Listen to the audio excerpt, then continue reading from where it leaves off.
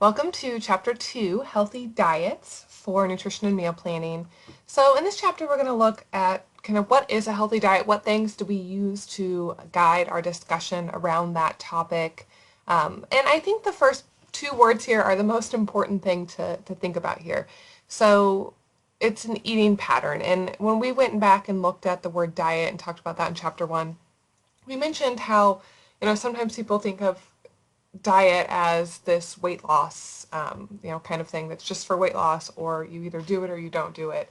And we really like to promote that a healthy diet is really an eating pattern, how we eat. It's not defined by one food. It's really kind of an overall look at what we're consuming over time. And so when we look at a healthy diet, we look at some key words. So variety, balance, adequacy, and moderation. And we're specifically looking at a diet that promotes health and reduces the risk of chronic diseases.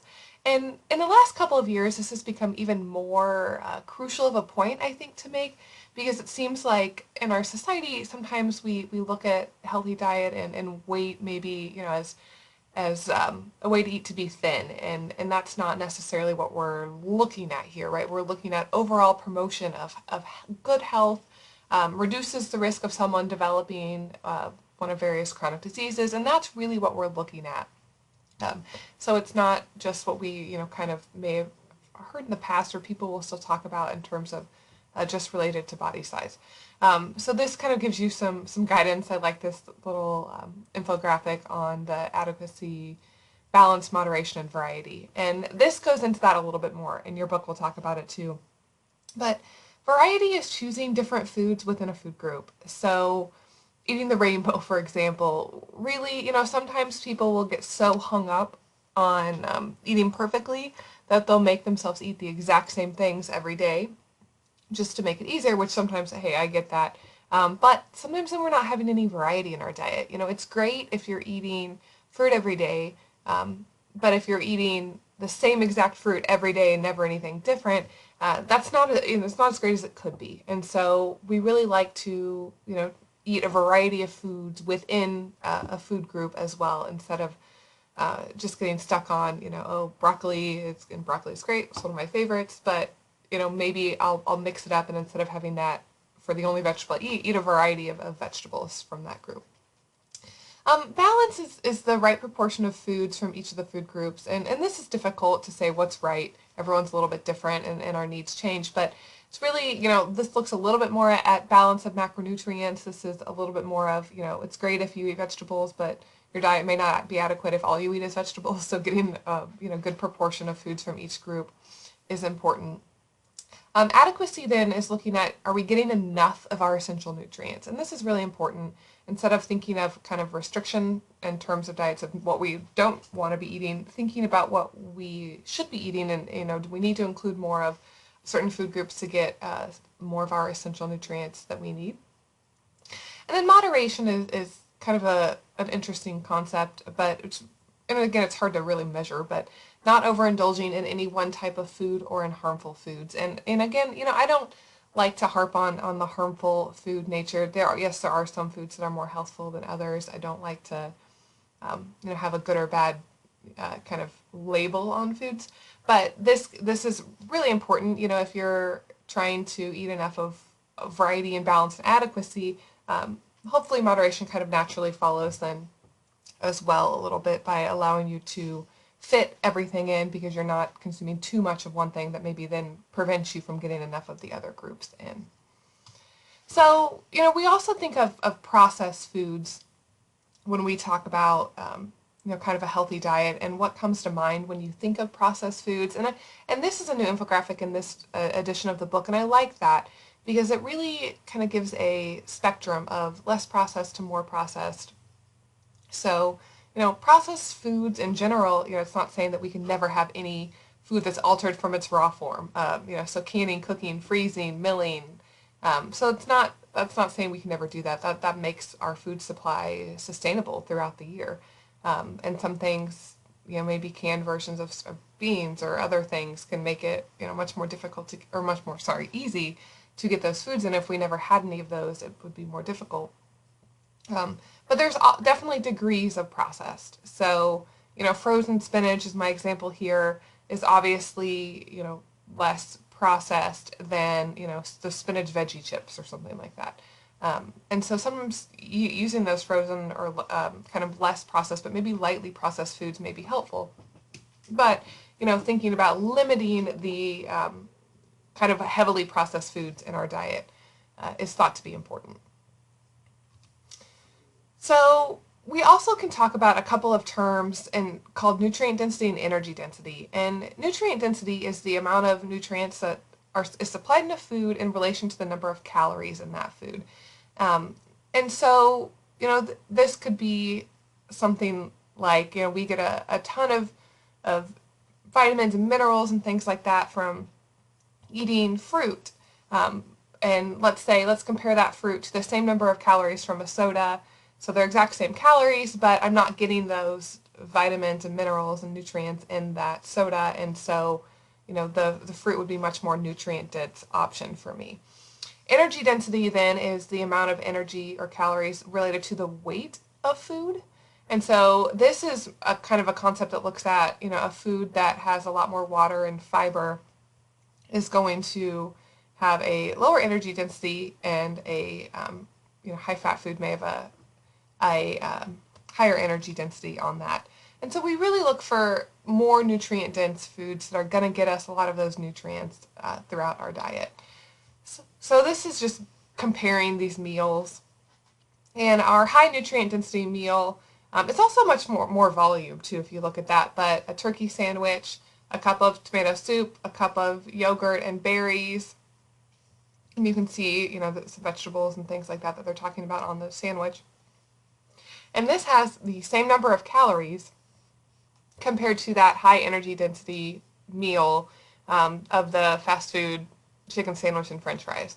So, again, the same number of calories that we're looking at, but the one on the left is much more nutrient dense. So we're getting more nutrition and micronutrients in that meal. And this breaks that down a little bit further if you want to look at these. And again, some of these terms you may be familiar with, some of you may not. We'll look at these in more detail later, so don't worry about that. But the blue is the soup meal, and so that just goes into a little bit of the differences in nutrients. So it has more of the things on the bottom in terms of our fiber, vitamins, minerals, etc.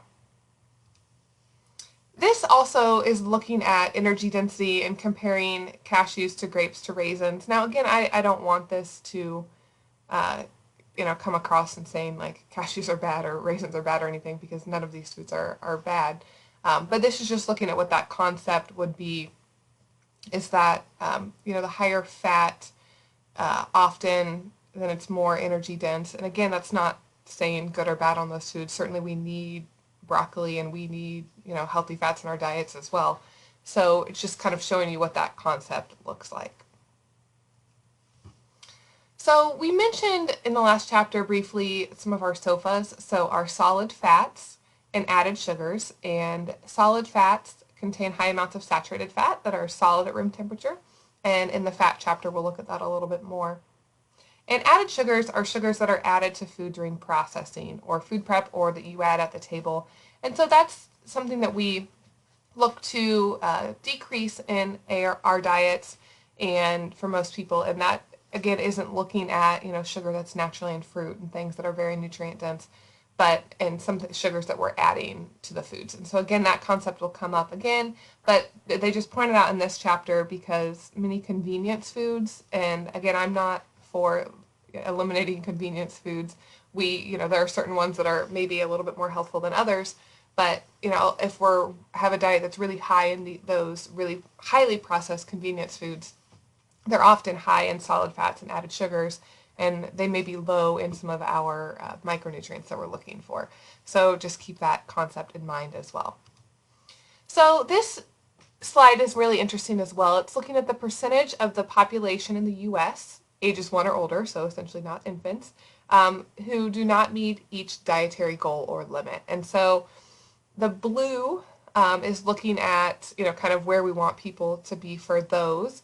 So vegetables, fruits, total grains, dairy, protein foods, and oils. And you can see a large percentage of the population is not getting enough of those food groups. And then there's a higher percentage of population that's getting a higher than recommended amount of added sugar, saturated fat, and sodium in the diet. And so that kind of just goes to what we were talking about in terms of switching up the makeup of our overall healthy eating patterns a little bit to include more of those foods that you see that we're not maybe getting enough of, and maybe a little bit less of those high in this added sugars and saturated fats category. So where do we get these recommendations? Who decides what we should recommend? And this is interesting to look at as well, I think, because there's a lot of misinformation out there and a lot of diets and things like that that may skew this information a little bit. But the dietary guidelines for Americans are published every 5 years by the USDA, so the United States Department of Agriculture, and the Department of Health and Human Services. And so what they do is they take a team of experts. So there are dietitians, nutrition researchers, physicians, normally almost all at the doctoral level, public health experts, etc. And they'll get together and create these guidelines that are based on the best scientific evidence that we have available at that time that try to help individuals plan and develop a healthy eating pattern. So again, they're not just looking at, which diet's best for weight loss or, some of those studies you may see out there. What they're really looking at is, again, that overall promoting health and lowering the risk of chronic diseases. So there's a lot that goes into developing these dietary guidelines.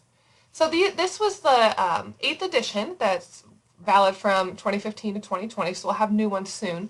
And the 5 major kind of points they brought up with is following a healthy eating pattern across the lifespan. So again, they're looking at, trying to find a healthy eating pattern that will balance all of those healthy eating, for a long time, not just for one small point in time. Focusing on variety, nutrient density, and amount of foods. Limiting calories from added sugars and saturated fat and reducing sodium intake. Shifting to healthier food and beverage choices. So again, looking at those nutrient-dense foods, and they even talk about cultural and personal preferences to make these shifts easier to accomplish and maintain. So they're trying to, talk about gently nudging into making healthier decisions, not, following a fad diet where you cut everything out and then a month later you just go, you can't stick to it. So they're really looking at, how can we just make a little bit healthier versions of things that still fit within our personal preferences. And then supporting healthy eating patterns for all is really kind of a community-wide guideline. So what can we all do from home to school to work to community, they talk about, to support healthy eating for everyone. They also then kind of go into a little bit more detail of some things. So with fruits, focusing on whole fruits is the main thing that they focus on there. With vegetables, they recommend consuming a variety of vegetables. And they have some subgroups, so dark green, red and orange vegetables, legumes, starchy, and then other. So those are the 5 categories. For protein, they talk about varying protein, so a variety of protein foods. They will recommend, they've started recommending a little bit more seafood and more plant-based proteins as well. So they're not saying don't eat meat, they're just saying, consider including more legumes, not seeds, other soy, those kind of things as part of your protein routine as well. There's talking about substituting fat-free or low-fat milk and yogurt. This will be interesting, just my insight into to see if this changes at all in the next edition. We've had some new research out in the last couple of years that may not support the need to really heavily promote low-fat versions of dairy to everyone. So we'll see what happens with that. We can talk about that more when we talk about fats. Grains, their focus is making half the grains whole, so doing more whole grains, and then doing more of those grains at meals and less of the grain desserts and things like that. So trying to limit some of those flour-based desserts, not that you can't have them, but just limiting that. And then oils, again, healthy fats, so they're suggesting some vegetable oils there as well. And then it talks about limiting those 3 things that we've talked about as well. And here you're getting the actual recommendation. So the intake of saturated fat to less than 10% of total calories, limiting the intake of added sugars to less than 10% of total calories. And then sodium, the recommendation is 2,300 milligrams a day. And again, all those we'll talk about more in those respective chapters. So this is kind of fun to look at. I'm a nerd, and I used to have this Basic 7 guide hanging up in my dining room because I think it's just really fun to look at, and we'll kind of break it down. So this was the first guide, and I want you to think about where we were as a country in 1943.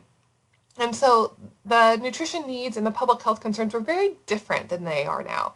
So you can see in the middle, U.S. needs a strong eat the basic 7 every day, and there was war. There was a lot of malnutrition. They were worried about people not getting enough food. And so you can see the groups: green and yellow vegetables, oranges, tomatoes, and grapefruit, potatoes and other vegetables and fruits, milk and milk products, meat, poultry, fish, or eggs, bread, flour, and cereals. And then my favorite group 7 is butter and fortified margarine. So that one just makes me laugh the most. So, and again, if you see the full guide, it's not on here. They just pulled this little wheel off. But also on the page of the original one, it says, in addition to these foods, eat any other foods you want. So it's just it was a very different time than it is now in terms of our nutrition recommendations, because we were wanting to make sure people get enough. And again, that's still an important concept today. But it's just fun to kind of look back at history and see how things changed. You can see this, then the Food for Fitness Daily Food Guide Basic 4, and that's when it's simplified into the milk, meat, vegetable and fruit, and bread and cereal group. Then you have the Hassle-Free Daily Food Guide in 1979, and that was where they started to address dietary excess. And then you can see the Food Guide Pyramid that was out for a while. That's what I studied in school. That was where they had the number of servings in there, bread on the bottom, fruits and vegetables, and then again our milk and yogurt and our meat group.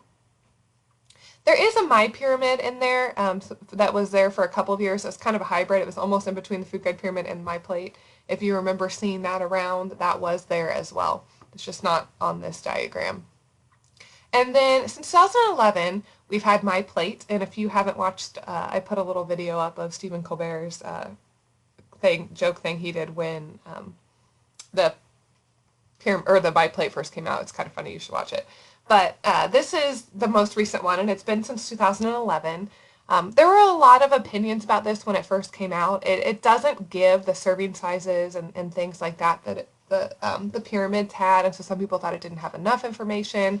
Some experts thought that by having less information, it actually was easier to understand. And say if I'm sitting down at a meal, can I think about, does my plate kind of look like this, or do I have a whole plate of meat or something like that? My example that I'll use is, let's just say you go to a restaurant and order a pasta dish with chicken and broccoli. Well, normally when that's delivered, it's at most restaurants, it's the entire plate pasta and some chicken on top, and then maybe you can find 2 broccoli spears sticking out.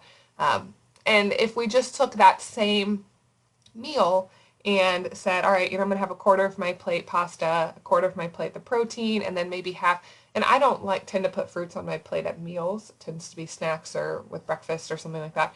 But let's say then I have the other half of my plate broccoli or salad or something like that.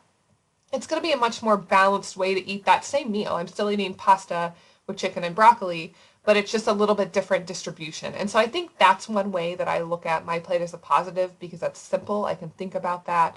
If you're putting plates together for kids or family, you can kind of think, hey, does it somewhat mimic this? It doesn't have to be perfect. Dairy includes dairy alternatives as well. Again, like I said, I try to do half my plate at lunch and dinner. Vegetables, at least on the plate. I will eat fruit at those times. I just don't normally set it on my plate. That's just me personally. And so again, it doesn't matter, but my visual, I like to try to say is half of it vegetables. That helps me a little bit more. But it's up to you. It's flexible. It's meant to use. One thing they really they are calling the protein group protein instead of meat now too, and this was an important change. Again, meat still fits in there, but it's just looking at several different kinds of protein all within that. So you can have, everyone has a different opinion on my plate, but it's meant to be just a quick guide to help you think a little bit.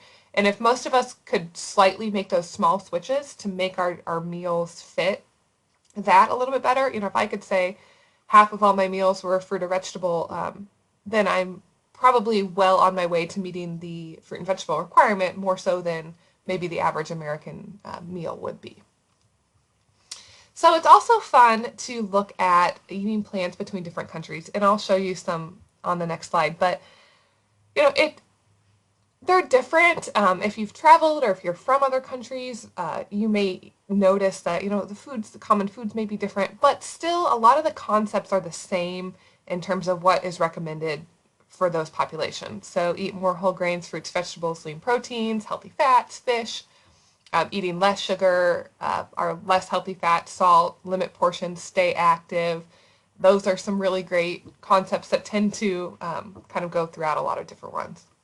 The World Health Organization suggests that guidelines talk about maintaining healthy weight, reducing saturated fat and trans fats, etc. So these are some common characteristics, and so we just went over a lot of those, and they've put some up here. So the Japanese spinning top. And so again, it's meant to look at foods that are commonly eaten in these different cultures. So you can see what they're looking at. They have a lot of rice-based dishes, a lot of vegetables. So vegetables and grains are a really important part of their diet. And you can see fish and meat dishes, milk and fruits on there. The Paraguay nutrition pot, it's in Spanish, so you can look at that. But you can kind of tell still grains, fruits, vegetables. They have legumes and meats, dairy, and then again kind of limiting some of those things up there in red, so it's kind of color-coded. And then the French diet steps, again, it's in French, sorry, but you can see that it talks a little bit about, kind of meat as less, and then you can see up to fruits and vegetables. Legumes is the French word for vegetable. You can see it's looking at, consuming the most of that. It talks about water on there. It's talking about being active.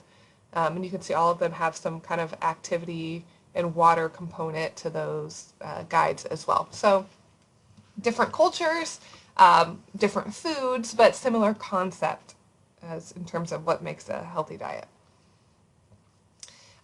Portion sizes is interesting, and one thing I first want to say is we're all different.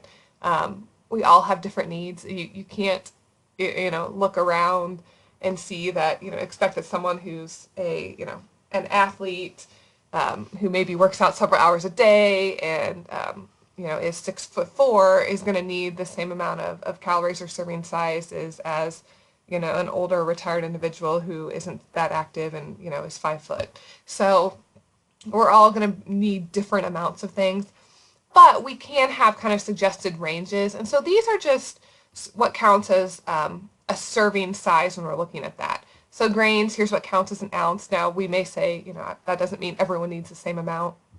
A half cup of cooked pasta or rice. Again, that's not saying that's all you can eat at one time. It's just saying that's one ounce serving. And so depending on how many ounce servings you need per day, you can use that as a guide. Vegetables and fruits, about 1 cup counts. The only caveat is raw leafy greens, 2 cups counts as 1 cup. And then for fruit, if we have dried fruit, a half a cup of dried fruit, it counts as about the equivalent of 1 cup fruit, just because it is about the same in terms of, depending on the fruit, it can be different, but in terms of nutrient content. Dairy, you can see, a cup of milk counts, or yogurt counts as a cup, and then some cheeses and different things count as varying amounts. And then protein, and again, I want to say people have gotten mad at me before. You're saying you can only eat 1 ounce of meat. That's not what it's saying. It's just saying, that's kind of the serving size they look at. And so if they say, here's about how many ounces you would need of protein a day, then you can look at that. So an ounce of meat would be about the same as a large egg, some peanut butter, nuts, seeds, 1/4 cup beans or peas. Hummus fits into that category as well. So this just gives a guide. This is a good visual cue for estimating portion sizes. So a deck of cards is about 3 ounces of meat. 6 dice, small dice are about an ounce of cheese. A golf ball is about 1/4 cup. So you can just kind of use that as a quick estimation guide when you're doing your food log that you're going to be doing as well. And I want to talk about the food label a little bit. So you may have started to see some changes in the food label recently. It basically is a declaration on the package that describes the nutrient content. And so you've probably noticed that it looks very similar from food to food because it is standardized. So the Nutrition Labeling and Education Act in 1990 allowed the FDA to require nutrition labels on most prepared foods and supplements. So again, there's not a nutrition facts label on your apple, but most of our prepared foods have some kind of nutrition facts label on that as well. So what do you get from a food label? And we'll go through this, but what everyone looks for is different. And so someone may really be concerned about sodium, so that may be the first thing their eyes go to. Someone may be more concerned about type of fat or whatever. So we're all a little bit different. But some things we want to make sure we look at are serving size. So that's important because you need to know, if you look at a package of crackers or cookies and it says, 200 calories, well, is that for one cookie, for the whole box? What does it mean? Percent daily value, and I just want to talk about this for a second. This is based on a 2,000 calorie diet. This is in no way saying everyone needs a 2,000 calorie diet. Again, go back to what I just said, we all have different needs. But this is just kind of a standard guide. That way, we can say this is about the percent daily value for fat or something like that for someone on a 2,000 calorie diet. So you could potentially need more or less. It just gives a kind of baseline. The nutrient content is on there, and so we'll look at that. And then the ingredients list. And just so you know, the ingredients are listed in order from that has the most to the least. So that's how they're ordered on there. So here are some changes. So you can see both of these in the grocery store right now. So you can see it was originally, so I've kind of been teaching this class for a while and I keep being like, I think you're going to, when it first came out, it was going to be July 2018 and then it had been delayed. So it's like, you'll see this at some point. And so now you can see both of them at this time. But by January 2020, you should be able to see both the old you should be able to see all the new labels on products. So the original one you've probably seen, you're very familiar with. The new label, what are some things that are different? So the first one's serving. So the servings per container and serving size are larger. So it's meant to make it more clear what serving size you're looking at. Calories is now bolder. Calories from fat has been removed, and but you still have the types of fats that are there. So total fat, saturated fat, trans fat on that. You also can see added sugars now, and this is my favorite change. So sugars that have been added during food processing or packaging must be indicated. So added, again, this isn't like, you have natural fruit or natural sugar from fruit, but the added sugars that's in there must be indicated. So this is my favorite. Before you couldn't see that. And let's say like a yogurt, it was hard to tell what was from the milk, because milk naturally has sugar, what was from maybe fruit added, and then what was added sugar in there. And the only way you could kind of guess how much was in there was looking at the order of ingredients. But now we can really tell what is truly the added sugars in a food product. The nutrients have changed a little bit, so you can see there are 4 required, and there were 4 required as well. So it was vitamin A, C, calcium, and iron. Sometimes you will see much other nutrients added as well. So, if you look at a cereal box, you see a whole lot of them added. So they can optionally add others, but they have to have those 4. And now the 4 are changing. So now it's vitamin D, calcium, iron, and potassium. So those are the 4 required nutrients that they are mandating must be talked about on the new nutrition facts label. And then the footnote has been better changed. So it's talking about the percent daily value. So it just tells you how much a nutrient in a serving of food contributes to daily diet. 2,000 calories is used for general nutrition advice. So again, we all have different needs. But look for these. Hopefully you'll see the new label out and about. Since 2018, I've seen some. So it'll be interesting to see how the changeover goes. There are also some claims that we need to look at when we talk about food labels, and I'll show you a picture of these in a second. These are very carefully regulated by the FDA, and there are different types of claims. So the three main types, we'll start with nutrient claims. So that's a declaration on a food package that indicates possible beneficial level of a nutrient. And sometimes I'll see these listed as nutrient content claims. And this is talking about like reduced fat would be an example of those. So somehow making a claim related to the amount of a nutrient in a food. A health claim is a statement on the package that indicates a link between a food or supplement and disease. These are the hardest ones to have proof to make.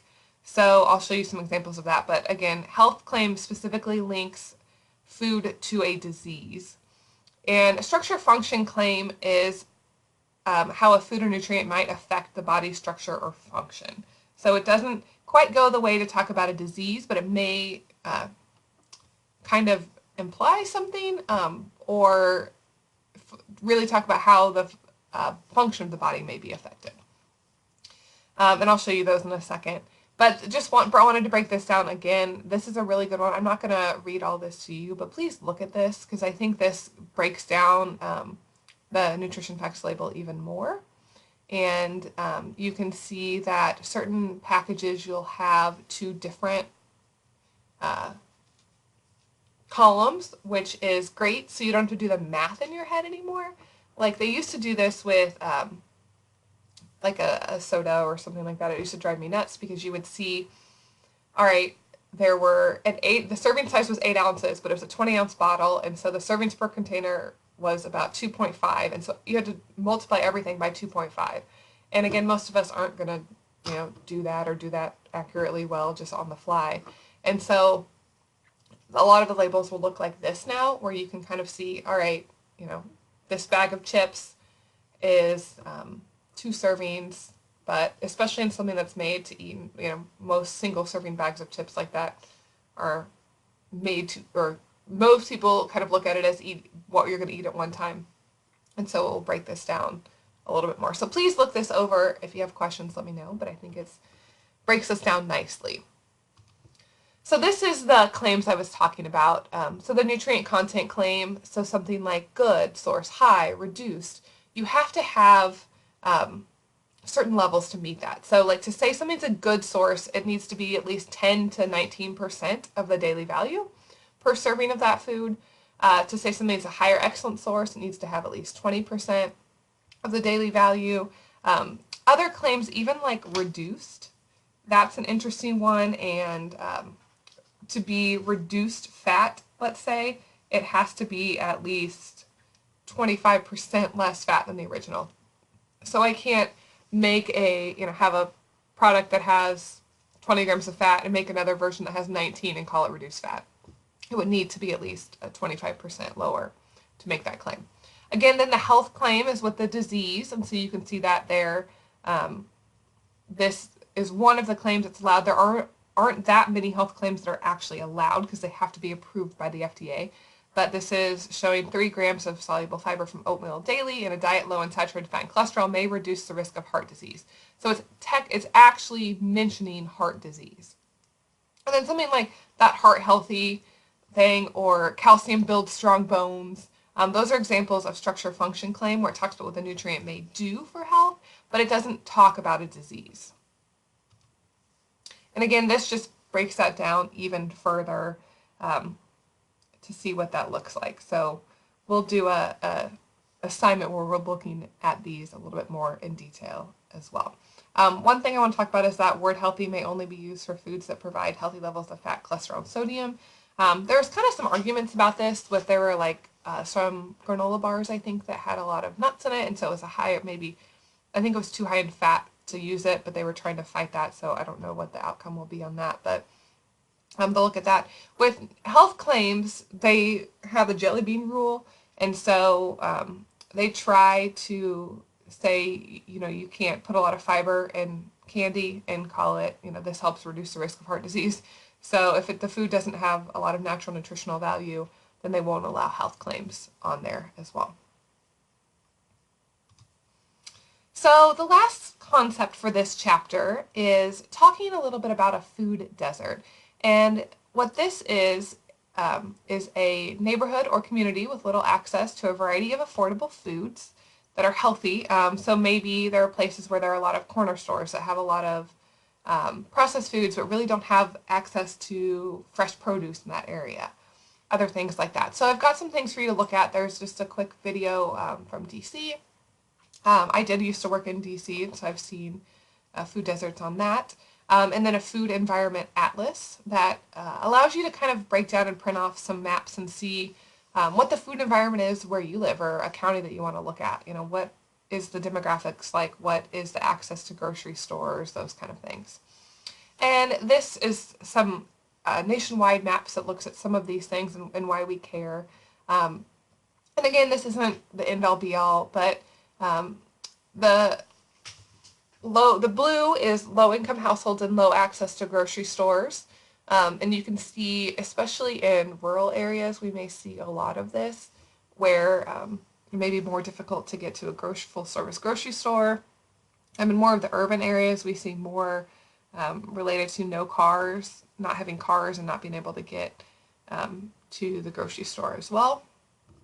And then this other map looks at adult obesity rates and adult diabetes rates. And so they'll kind of compare, you know, some counties where we have low access to grocery stores maybe also have a higher rate of diabetes. So there's some things like that that they'll kind of start to look at from these maps. And so it's just an important concept to think about. We talk about healthy diets, and sometimes we'll joke, some of us dietitians will kind of look at some of these things that are promoted by influencers and things, and it's like, you know, healthy diets for the rich. You know, some of the things, the products and the foods that are being touted, you know, are very expensive, hard to come by, very time consuming. And so, you know, we think it's very important to look at food and nutrition realistically and figuring out, you know, how can we help people eat healthily in a way that's affordable, that fits their lifestyle, etc. So that's just my one call out to you. You know, if you ever get frustrated by seeing those really expensive products or feel like, you know, you have to eat acai berry smoothies or whatever to be healthy, just know that there's lots of ways to be healthy without having those maybe expensive or fancy food. Not that there's nothing wrong with them, but you don't they're promoted in a way that seems like you need them to be healthy. So we like to talk about, you know, some other challenges with nutrition and even having access to healthy foods, which is a very important topic that hopefully we'll get to another time throughout this semester. So hopefully that helps understand kind of just an overview of what a healthy diet is, and we'll get into much more detail about some of these topics in the coming weeks.